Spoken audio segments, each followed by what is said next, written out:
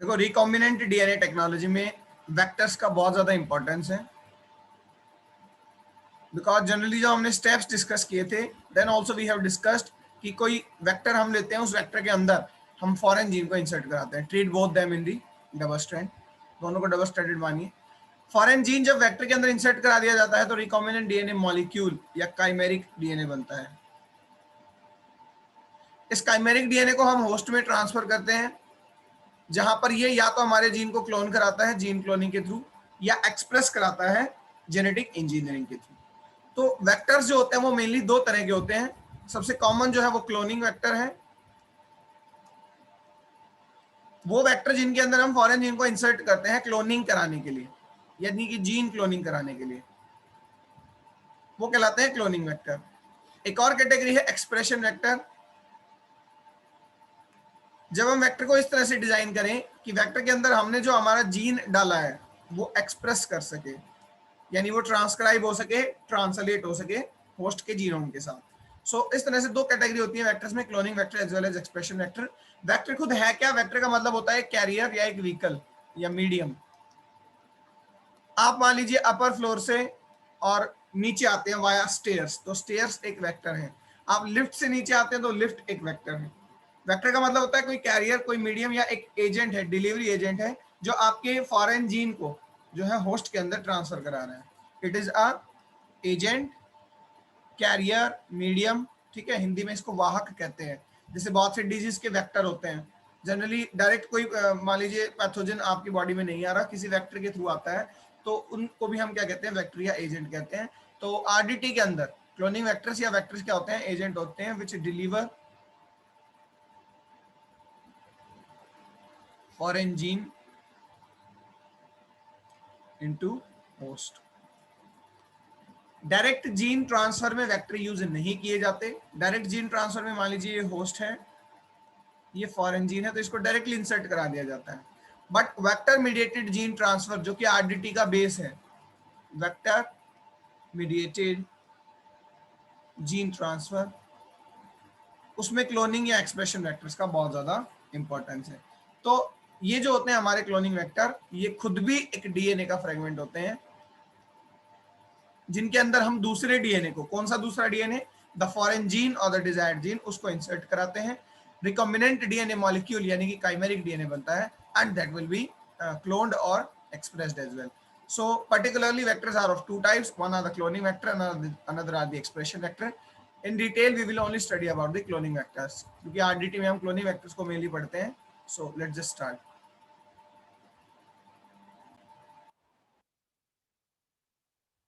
So basically अगर हम cloning vectors की बात करें तो कुछ क्राइटेरिया होते हैं सर्टेन, उन क्राइटेरियाज को अगर कोई डीएनए फ्रेगमेंट सेटिस्फाई करता है तो उसको as a cloning vector use किया जा सकता है।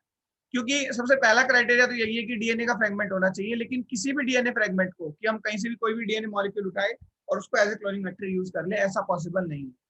तब तो कोई चैलेंज ही नहीं होते, हम किसी भी ऑर्गेनिज्म का जो है डीएनए निकालते हैं और उसको as a cloning vector use कर लेते हैं। बट सुटेबल और कॉम्पेटेबल क्लोनिंग वेक्टर होने चाहिए। दूसरी बात, ये वैरी भी बहुत ज्यादा करते हैं, यानी हॉस्ट स्पेसिफिक भी है। मान लीजिए ई कोलाई के अंदर, जो कि एक बैक्टीरिया है, उसके अंदर जीन क्लोनिंग करानी है तो वेक्टर का साइज बहुत स्मॉल होगा। अगर किसी ह्यूमन सेल के अंदर बाई चांस जीन क्लोनिंग करानी है, जीन की क्लोनिंग, हालांकि जीन क्लोनिंग के लिए ह्यूमन यूज नहीं किए जाते, या हायर प्लांट्स भी यूज नहीं किए जाते, बैक्टीरिया में यूज किया जाता है, तो वेक्टर का साइज फिर वेरी करेगा। तो ये वेरी भी करते हैं होस्ट टू होस्ट, जो जिस तरह का होस्ट आप यूज कर रहे हैं, जिस तरह का जीन आप यूज कर रहे हैं, उसके अकॉर्डिंग ये वेरी भी करते हैं। तो डिस्कस करते हैं कुछ क्राइटेरिया ऑफ क्लोनिंग वेक्टर। किस चीज को हम क्लोनिंग वेक्टर बोल सकते हैं, क्या एसेंशियल क्राइटेरियाज हैं, that we will discuss now. So first of all, the very first criteria is that it should be a DNA fragment strictly.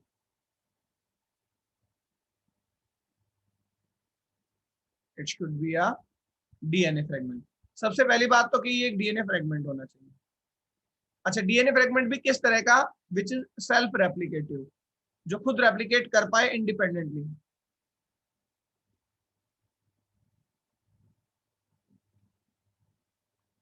देखिए हमारी बॉडी के अंदर जो डीएनए है, ठीक है, हमारा जो जीनोम है एक्चुअली में, वो इंडिपेंडेंट रेप्लिकेशन नहीं करता, वो सेल मशीनरी पर डिपेंड है। ठीक है, और उसमें जो है हमारा डीएनए सारा का सारा डीएनए भी रेप्लिकेटिव हो सकता है, नहीं। तो जो भी डीएनए फ्रेगमेंट आप as a cloning vector use करें, मान लीजिए ये डीएनए फ्रेगमेंट है, क्योंकि हम इसमें हमारा जीन इंसर्ट कराएंगे, इसको सर्कुलर ड्रॉ करते हैं, इसमें हम हमारा जीन इंसर्ट कराएंगे फॉरेन जीन, तो ये रेप्लिकेटिव होगा खुद, तो हमारा फॉरेन जीन भी रेप्लिकेट कर जाएगा जब वो इसके साथ बाइंड करेगा। तो इस डीएनए का रेप्लिकेटिव होना बहुत जरूरी है। रेप्लिकेशन के लिए मैं आपको याद दिला दूं, ओरिजिन ऑफ रेप्लिकेशन साइट होते थे। प्रोकैरियोट्स में तो क्या होता था, एक ही प्लेस से रेप्लिकेशन स्टार्ट होता था। सपोज ये प्रोकैरियोट का डबल स्ट्रैंडेड सर्कुलर जीनोम है बैक्टीरिया का, मान लीजिए ये ओआरआई साइट है, तो यहाँ से रेप्लिकेशन स्टार्ट हो जाता था दोनों डायरेक्शन में। मानो यहाँ 3 है 5 है, नीचे 3 है 5 है, तो अब क्या होगा, मान लीजिए 5 to 3 इधर इस तरफ डीएनए बनना शुरू हो जाएगा, ठीक है, और नीचे जो है डायरेक्शन ये रहेगी बनने की। तो रोलिंग सर्कल मॉडल के थ्रू या दोनों तरफ बाई डायरेक्शनल रेप्लिकेशन स्टार्ट हो जाता है प्रोकैरियोट्स में, बट एक ही प्लेस से। जबकि यूकैरियोट्स में क्या होता है, मल्टीपल ओआरआई साइट होती है। यूकैरियोट का जो डीएनए होता है उसमें एक साथ कई जगह से डीएनए रेप्लिकेशन स्टार्ट होता है, multiple ORI origin of replication site होते हैं। तो हमारा डीएनए फ्रेगमेंट जिसको हम as a cloning vector use करना चाहते हैं, उसके लिए एक कंडीशन ये भी है कि वो सेल्फ रेप्लिकेटिव है। ये भी बहुत इंपॉर्टेंट कंडीशन है, जितना इंपॉर्टेंट उसका एक डीएनए का फ्रेगमेंट होना है। यानी आरएनए सीक्वेंसेस को एज ए क्लोनिंग वेक्टर नहीं यूज किया जा सकता, ऐसे डीएनए सीक्वेंस यूज नहीं किए जा सकते जो रेप्लिकेट नहीं कर सकते खुद को। These are the important characteristic feature that a cloning vector should have. Third thing, it should be easily replicated in the, it should be easily isolated. Replicate तो हमने लिख दिया है, it should be easily isolated from cell। अब देखिए DNA कहीं river में, कहीं पॉन्ड में, या कहीं एबायोटिक फैक्ट्री या एजेंसीज में तो पाया नहीं जाएगा। डीएनए पाया जाएगा किसी न किसी होस्ट नहीं, किसी ऐसे ऑर्गेनिज्म के अंदर जहां से हम वेक्टर को लेकर आए, किसी भी ऑर्गेनिज्म से ला सकते हैं। तो उस ऑर्गेनिज्म या उस सेल से ये इजीली सेपरेटेड होने चाहिए। जनरली बैक्टीरिया से निकाले जाते हैं वेक्टर। मोस्ट कॉमन वेक्टर जो हम यूज करते हैं वो पीबीआर, प्लाज्मिड, इस तरह के वेक्टर होते हैं जो बैक्टीरिया से मिलते हैं। तो उनको बैक्टीरिया से इजीली आइसोलेट भी किया जा सके, ऐसा भी होना चाहिए। देखिए ये भी ना हो, मान लीजिए बैक्टीरिया का मेन जीनोम है, suppose this is the main genome of bacteria, this one, ठीक है, यहाँ कोई टुकड़ा है मान लीजिए, इसको हम चाहते हैं क्लोनिंग वेक्टर की तरह यूज करना, ये। So it is not easy to isolate this one, क्योंकि बैक्टीरिया का मेन जीनोम अफेक्ट होगा। तो ऐसे भी क्लोनिंग वेक्टर यूज नहीं करते हम। ऐसे क्लोनिंग वेक्टर यूज करते हैं जो अलग से इजीली आइसोलेटेड हो, सेपरेट हो, और बैक्टीरियल क्रोमोसोम का पार्ट नहीं हो। तो ये भी एक क्या है, क्राइटेरिया है।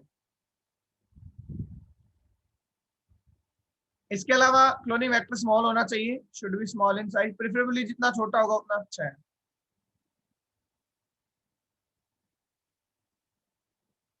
देखिए इसका रीजन है क्यों स्मॉल होना चाहिए, इसका रीजन ये है कि मैक्सिमम साइज का जो है हम जीन इंसर्ट करा सके। जितना छोटा क्लोनिंग वेक्टर होगा उतना अच्छा है। मान लीजिए ये होस्ट है, ये होस्ट का मेन जीनोम है खुद का, ठीक है। उसके अलावा मान लीजिए इसके अंदर इतना स्पेस अवेलेबल है कि ये लगभग सपोज 40 केबी तक डीएनए को बियर कर सकता है। 40 केबी तक का डीएनए इस होस्ट के अंदर आ सकता है, ठीक है। अब हमने होस्ट में क्या डालना है, हमने डालना है RDM, recombinant DNA molecule. Recombinant DNA molecule में दो चीजें होती है, एक वेक्टर और एक फॉरेन जीन। मानो वेक्टर का साइज है 35 केबी, ठीक है, मान लीजिए, तो इसमें मैक्सिमम 5 केबी का जीन इंसर्ट किया जा सकेगा, क्योंकि बैक्टीरिया की तो एक लिमिट है। बैक्टीरिया की लिमिट मानो 40 केबी है, तो 5 केबी का जीन इंसर्ट किया जा सकेगा। सपोज वेक्टर खुद 5 केबी का है, तो इसमें 35 केबी तक फॉरेन जीन इंसर्ट किया जा सकेगा। कहने का मतलब वेक्टर जितना स्मॉल होगा उतना ही अच्छा होगा। दो फायदे होते हैं, एक तो फॉरेन जीन जो होता है वो लार्ज साइज का हम इंसर्ट करा सकते हैं, दूसरा इजी टू हैंडल होता है, ठीक है।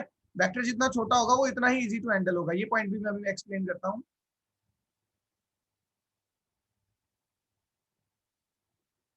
It would be easy to handle as well। देखिए मान लीजिए इतना बड़ा क्लोनिंग वेक्टर होता है, उसके अंदर आपने फॉरेन जीन डाल दिया, ये आरडीएम है। आरडीएम का size, if such a large RDM is there, तो जब वो कॉपी करता, तो कॉपी करने के लिए स्पेस मैक्सिमम इतना अवेलेबल होता, अब तीसरी कॉपी कहीं बनती नहीं, जगह ही नहीं बची। तो जितना छोटा होगा उतनी ज्यादा कॉपी बना पाएगा। मान लीजिए मैं छोटे साइज के जो है आरडीएम ड्रॉ करता हूँ, इनको आप डायरेक्ट आरडीएम माने 1 2 3, तो high copy number of cell उसी जनरेशन में बहुत हाई नंबर ऑफ कॉपी बना पाएगा अगर छोटा साइज होगा। So it is very good, it is preferable to use the small size cloning vectors.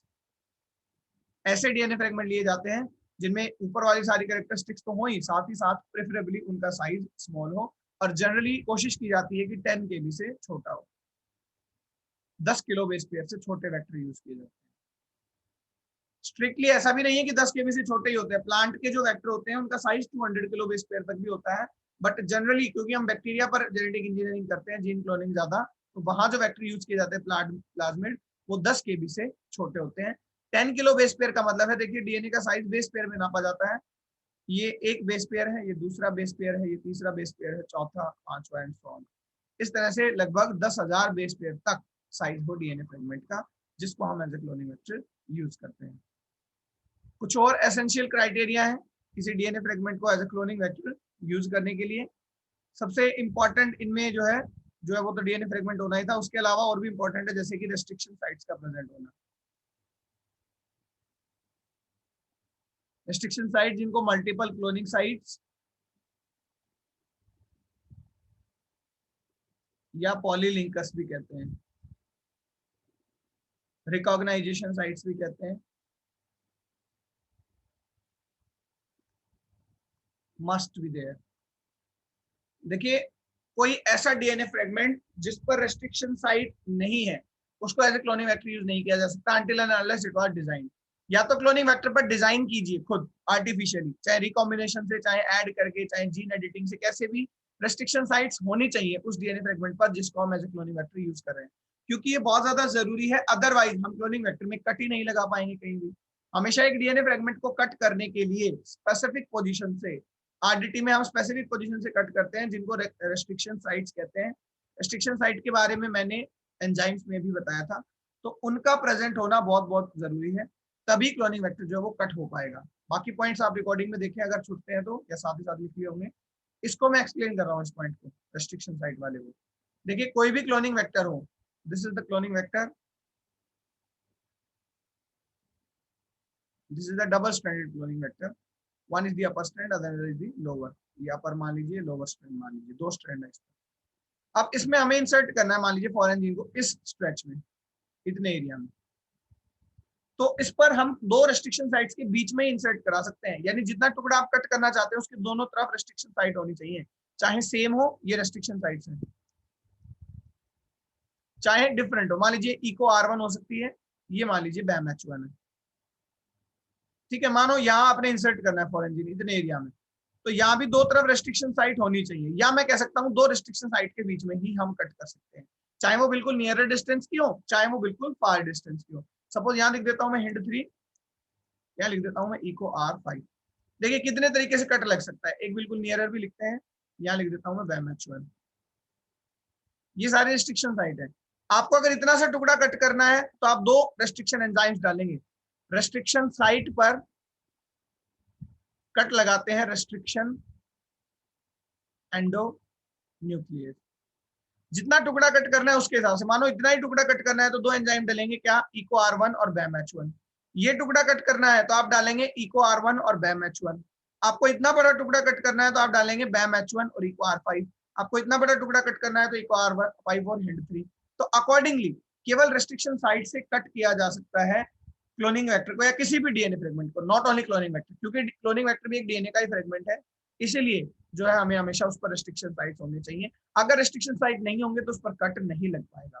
इसीलिए या तो ऐसा क्लोनिंग वेक्टर चूज किया जाता है, ऐसा डीएनए फ्रेगमेंट जिस पर अपने आप रेस्ट्रिक्शन साइट्स हो, या ऐसा क्लोनिंग वेक्टर डिजाइन किया जाता है जिसके ऊपर रेस्ट्रिक्शन साइट्स हो। तो रेस्ट्रिक्शन साइट के बारे में मैंने पहले भी बताया था।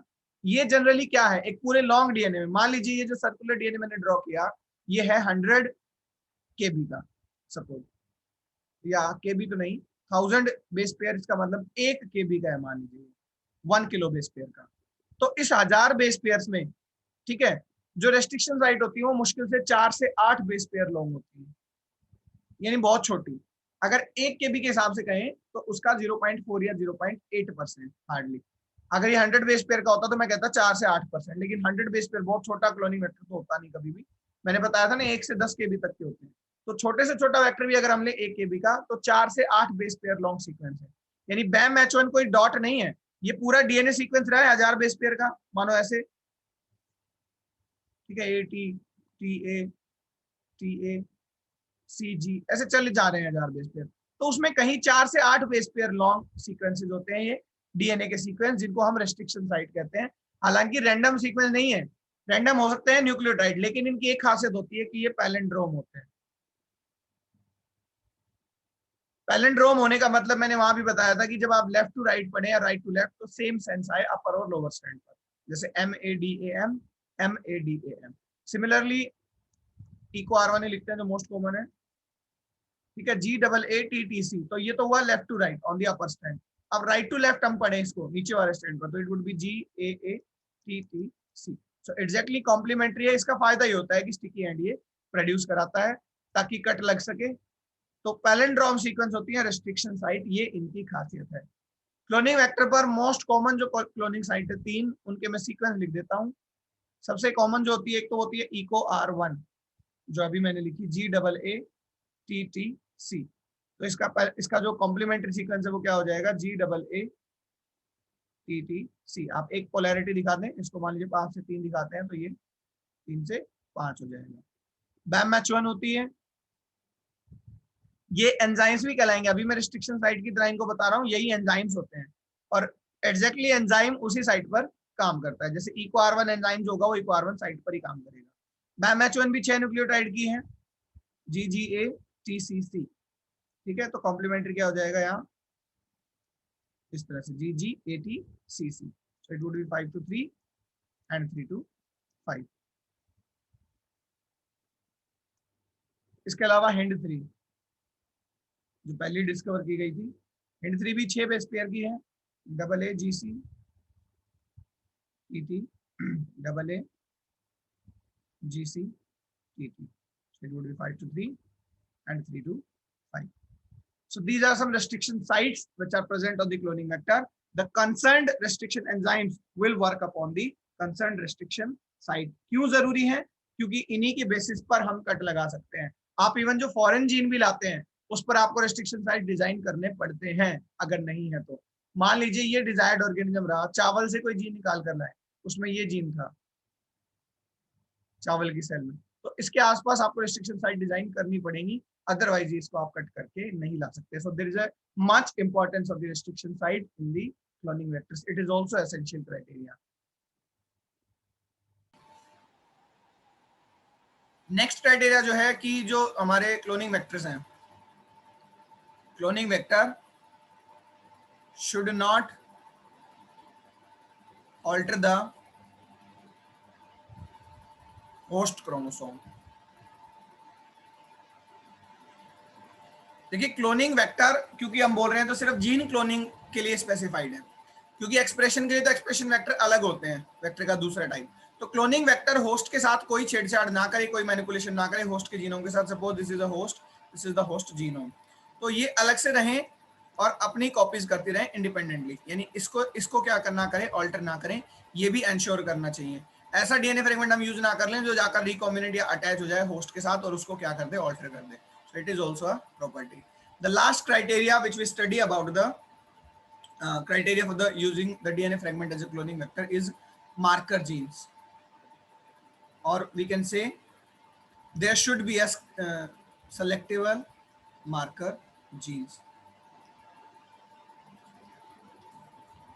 स्क्रीनेबल जीन्स भी बोलते हैं, रिपोर्टर जीन्स भी बोलते हैं, इसको डिटेल में भी हम पढ़ेंगे, टॉपिक आएगा डिटेल में स्क्रीनेबल जीन्स या रिपोर्टर जीन्स। राइट नाउ मैं केवल बता देता हूं कि मार्कर जीन का प्रेजेंट होना भी बहुत ज्यादा जरूरी है क्लोनिंग वेक्टर पर। जो क्लोनिंग वेक्टर हमने डिजाइन किया है, अगर उसमें मार्कर जीन नहीं है तो भी वो क्लोनिंग वेक्टर किसी काम का नहीं है, ठीक है। हालांकि वो रेप्लिकेशन तो करेगा, जीन क्लोनिंग तो करेगा, लेकिन आप होस्ट डिटेक्ट नहीं कर पाएंगे। होस्ट या ट्रांसफॉर्म्ड सेल की डिटेक्शन के लिए मार्कर जीन्स यूज किए जाते हैं, कॉम्पेटेबल होस्ट। देखिए मान लीजिए हमने 2 होस्ट लिए या पूरी एक कॉलोनी ग्रो करा रखी थी, ये कोई बैक्टीरियल कॉलोनी है, इसके अंदर बहुत सारे बैक्टीरिया हैं। मैं केवल 2 को कंपेयर करूंगा, बहुत सारे आपस में बैक्टीरिया यहाँ पर हैं 1 और 2। मान लीजिए 2 बैक्टीरिया हैं, आपने बाहर से डाले आरडीएम, रिकॉम्बिनेंट डीएनए मॉलिक्यूल इस सॉल्यूशन में, ठीक है, जिसमें हमारा क्लोनिंग वेक्टर भी है और जिसमें हमारा फॉरेन जीन भी है। मानो 1 ने तो एक्वायर कर लिया, क्योंकि कुछ एक्वायर कर लेंगे कुछ नहीं करेंगे, तो करेंगे या नहीं करेंगे हमने उसको नंबरिंग दे दिया मैंने 1 और 2। 2 वो है जिन्होंने नहीं किया, 1 वो है जिन्होंने एक्वायर कर लिया। तो केवल 2 होस्ट को मैं कंपेयर करता हूं, हमें क्या पता कि कौन सा कॉम्पेटेबल होस्ट है। कॉम्पेटेबल तो यही है ना भाई, इसके अंदर जीन क्लोनिंग हुई है तो आप इस बैक्टीरिया को तो उठाएंगे। मानो इसके अंदर जीन क्लोनिंग हो गई, बहुत सारे जीन, आपका जो आरडीटी वो रिकॉम्बिनेंट कर गया, रिकॉम्बिनेंट डीएनए मॉलिक्यूल कॉपी कर गया, तो हमारा जीन भी कॉपी हो गया। इस जीन को हम बाहर निकालना चाहते हैं जीन लाइब्रेरी बनाने के लिए। अगर आपने होस्ट 2 निकाल लिया तो क्या फायदा, उसके अंदर तो आपको जीन की कॉपी मिलेगी नहीं, इवन आपका जीन ही नहीं मिलेगा। तो हमें कॉम्पेटेबल होस्ट पता चल सके, इसके लिए हम क्या करते हैं कि हम हमारा क्लोनिंग वेक्टर जब डिजाइन कर रहे थे, ठीक है, यानी मान लीजिए ये क्लोनिंग वेक्टर है, तो इस पर हम मार्कर जीन्स अटैच कर देते हैं। अब देखो मार्कर जीन का मतलब, जीन भी तो डीएनए होते हैं, तो हमने कुछ डीएनए सीक्वेंस के अंदर और छेड़छाड़ कर दी। छेड़छाड़ क्या कि पहले तो हमने यहाँ इसको कट किया था फॉरेन जीन डालने के लिए, ये तो डला हुआ था फॉरेन जीन। फिर हमने कुछ डीएनए फ्रेगमेंट्स को और कट कर लिया, उनकी जगह पर हमने हमारा पसंद का डीएनए लगा दिया खुद का, मानो यहां। अच्छा, इस डीएनए को क्या बोला मैंने, मार्कर जीन। इस जीन की मैं कॉपी नहीं कराना चाहता। ये जीन मैंने क्यों लगाया, मैंने इसलिए लगाया कि कल को ये वेक्टर या ये जब आरडीएम बन जाएगा फॉरेन जीन लेने के बाद, अब इसको आरडीएम कहेंगे क्योंकि इसमें फॉरेन जीन है, ये जब हमारे होस्ट में जाएगा तो मैं चेक कर सकूं कौन सा होस्ट कॉम्पेटेबल है। तो इस मार्कर जीन को मैं सिखाकर भेजता हूं, एक इंफॉर्मेशन देकर भेजता हूं कि तू वहां जाकर मुझे बता देना कि मैं इस होस्ट में गया हूं। ये बोलकर तो नहीं बता पाएगा। तो इसके साथ 2 चीजें की जा सकती है, या तो केमिकल स्क्रीनिंग की जा सकती है, या जो है इसका डिटेक्शन किया जा सकता है टेक्निक से। ये दोनों चीजें डिटेल में बताऊंगा, यहां ब्रीफ में समझ लीजिए। मैंने या तो इसको किसी केमिकल के लिए सेंसिटिव बना दिया, मान लीजिए मैंने ये जीन डाला है एम्पिसिलिन रेजिस्टेंट जीन, ऐसा जीन जो एम्पिसिलिन केमिकल से, एंटीबायोटिक से इस वेक्टर को बचाएगा। अब देखिए होगा क्या अगर मैंने ऐसा किया है, मार्कर जीन अगर मेरा एम्पिसिलिन रेजिस्टेंट है या टेट्रासाइक्लिन रेजिस्टेंट है, अलग अलग एंटीबायोटिक से रेजिस्टेंट हो सकता है, तो मैं इस सॉल्यूशन में एंटीबायोटिक डाल दूंगा एम्पिसिलिन।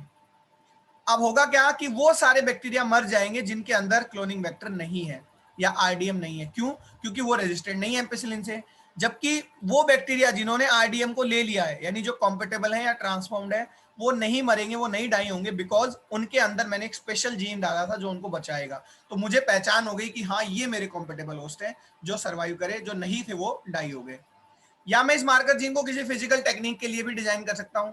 मैं इसमें इस तरह के आइसोटोप या रेडियो आइसोटोप डाल सकता हूं जो फ्लोरोसेंट लाइट में चमकते हो, यानी मैंने ऐसा जीन डिजाइन किया है कि मेरा जीन फ्लोरोसेंट लाइट में चमकेगा।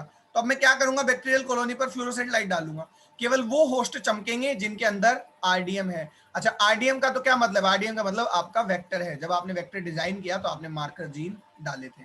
तो it is also essential criteria that we have to insert the marker genes. Marker का मतलब फ्लैग जीन, जिनसे आप पता कर सके। Selectable marker genes, screenable genes, reporter genes, अलग अलग नाम होते हैं इनके। So that should also be there at the cloning vector. तो ये तो अब जस्टिफाइड है, या हम एटलीस्ट समझ पाए हैं कि किसी भी डीएनए फ्रेगमेंट को तो हम as a cloning vector use नहीं कर सकते, बहुत सी चीजें उस पर होनी चाहिए। कुछ एग्जांपल्स हम बहुत डिटेल में डिस्कस करेंगे तब और आपको समझ में आएगा अच्छे से चीजें। तो मैं बता देता हूँ कुछ एग्जांपल्स के बारे में पहले तो, कि क्लोनिंग वेक्टर के एग्जांपल क्या क्या हो सकते हैं। मेनली एक तो होते हैं प्लाज्मिड। प्लाज्मिड क्या है, ठीक है, कौन कौन से प्लाज्मिड है, खुद इस चीज के बारे में हम नेक्स्ट वीडियो में यानी नेक्स्ट लेक्चर में डिस्कस करेंगे इन डिटेल। प्लाज्मिड के बारे में सारी डिटेल हम डिस्कस करेंगे। तो प्लाज्मिड एक क्लास है, हम ये नहीं कहेंगे कि प्लाज्मिड कोई क्लोनिंग वेक्टर है। प्लाज्मिड एक पूरी क्लास है जिसके अंदर बहुत सारे क्लोनिंग वेक्टर आते हैं। तो प्लाज्मिड्स को as a cloning vector use किया जाता है। मोस्ट यूज है। बैक्टीरिया के मेन जीनोम के अलावा एक एक्स्ट्रा जीनोम होता है जिसको प्लाज्मिड कहते हैं, इसके बारे में नेक्स्ट क्लास में हम पढ़ेंगे डिटेल में। उसके अलावा कुछ वायरस, सारे वायरस नहीं, सिर्फ बहुत कम रेंज है वायरस की, वो वायरस जो बैक्टीरिया को अफेक्ट करते हैं, यानी कि बैक्टीरियोफाज, उनको as a cloning vector use करते हैं। बैक्टीरियोफाज का जेनेटिक मटेरियल डीएनए होता है, ठीक है। बैक्टीरिया जैसे कि ई कोलाई, इस पर बहुत सारे वायरस अटैक करते हैं जिनको हम बैक्टीरियोफाज कहते हैं। आपने इस तरह का स्ट्रक्चर देखा भी होगा, ठीक है। ये प्रोटीन कोट होता है उनका, ये, और डीएनए उनके अंदर जेनेटिक मटेरियल होता है। ये इन्फेक्ट करते हैं, अपना डीएनए इंसर्ट कराते हैं बैक्टीरिया के अंदर, ठीक है। बैक्टीरिया के अंदर लाइसोजेनिक या लाइटिक साइकिल, दोनों तरह की साइकिल ये कॉज कर सकते हैं।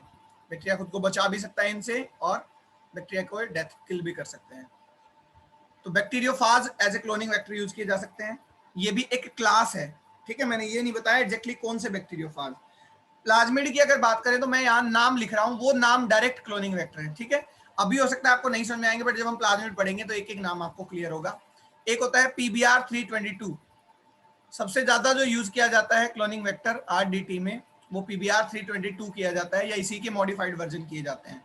प्लाज्मिड ऑफ बॉलिवर एंड रॉड्रिग्यूज 322 जो है वर्जन है। कैसे प्लाज्मिड का नाम लिखते हैं ये भी मैं बताऊंगा आपको जब हम प्लाज्मिड पढ़ेंगे। Right now we are only discussing the example, again I am repeating. तो PBR 327 ये भी प्लाज्मिड का नाम है एग्जैक्ट, ये क्लास नहीं है अब, ठीक है। Call plasmids, TI plasmid, plant के अंदर TI प्लाज्मिड यूज किया जाता है। Plasmid of university of California 18 version है ये। Plasmid of university of California 19। ये कुछ कॉमन वेक्टर हैं, बहुत कॉमन जो यूज किए जाते हैं, ठीक है। इनको खुद बाकी वेक्टर से डिजाइन किया जाता है, और तरह के वेक्टर से पढ़ेंगे इनके बारे में डिटेल में। बैक्टीरियोफाज वायरस, दो वायरस यूज किए जाते हैं, एक लैम्डा फाज, दूसरा M13 फाज। ये दोनों ऐसे वायरस हैं जिनके अंदर प्रॉपर्टी, सारी प्रॉपर्टी पाई गई as a cloning vector use करने के लिए। अच्छा, वायरस को कैसे क्लोनिंग वेक्टर बना लोगे भाई? वायरस का जो DNA है उसको क्लोनिंग वेक्टर बनाते हैं हम क्योंकि उसके अंदर सारे एसेंशियल क्राइटेरिया प्रेजेंट है जो एक क्लोनिंग वेक्टर के अंदर होने चाहिए। नहीं है तो थोड़ा बहुत डिजाइन कर लेते हैं। इसके अलावा क्लोनिंग वेक्टर होते हैं कॉस्मिड। कॉस्मिड एक मॉडिफाइड DNA वेक्टर है जिसमें कोस साइट लैम्बडा से प्लस मिड यानी प्लाज्मिड। देखो हाइब्रिड वेक्टर है, मॉडिफाई करके बनाया गया है। इसमें लैम्बडा का थोड़ा सा DNA लेते हैं, कोस साइट बोलते हैं उनको स्पेशली, और ज्यादातर पार्ट होता है प्लाज्मिड का, PBR 322 का। ऐसे ही फेजमिड, फेजमिड में M13 का यानी M13 वायरस का DNA लेते हैं प्लस प्लाज्मिड। इसके अलावा आर्टिफिशियल क्रोमोसोम्स होते हैं, अलग अलग ऑर्गेनिज्म के लिए अलग अलग वेक्टर डिजाइन किए जाते हैं। जैसे इंसानों के लिए किया जाता है ममेलियन आर्टिफिशियल क्रोमोसोम,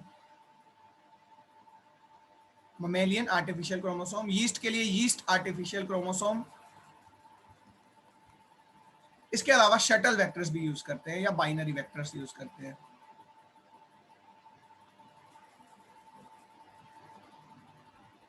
कुछ वेक्टर ऐसे होते हैं जो एक ही वेक्टर दो होस्ट में यूज किया जा सकता है, या कुछ वेक्टर ऐसे भी होते हैं कि एक ही होस्ट के लिए दो वेक्टर चाहिए, बाइनरी वेक्टर चाहिए। तो ये एग्जांपल्स हैं बहुत सारे जो पर्टिकुलरली क्लोनिंग वेक्टर्स के। हम बहुत डिटेल में प्लाज्मिड और बैक्टीरियोफाज को पढ़ेंगे क्योंकि यही होते हैं, सिलेबस में भी यही है। तो प्लाज्मिड और बैक्टीरियोफाज के बारे में हम डिटेल में पढ़ेंगे, इनको भी मैं डिस्कस करूंगा क्लोनिंग वेक्टर में, बाकी सबको भी। So these are the examples of the cloning vector. these all are the DNA molecule। Confuse नहीं होना, ये सारे नाम जो हमने लिखे हैं ये सब DNA के फ्रेगमेंट है। कुछ डबल स्टैंडर्ड सर्कुलर हैं, कुछ सिंगल स्टैंडर्ड सर्कुलर हैं, कुछ डबल स्टैंडर्ड लीनियर है, कुछ सिंगल स्टैंडर्ड लीनियर है। सारे DNA फ्रेगमेंट है और इनके अंदर प्रॉपर्टीज प्रेजेंट है कि इनको यूज किया जा सकता है एज ए क्लोनिंग वेक्टर। मतलब इनके अंदर हम इंसर्ट करा सकते हैं फॉरेन जीन, इनके अंदर रेस्ट्रिक्शन साइट डिजाइन होती है, इनके अंदर मार्कर जीन होते हैं, इनके अंदर साइज जो इनका स्मॉल होता है। All of the preferable characters which a cloning vector should have. So these are the examples of the cloning vector.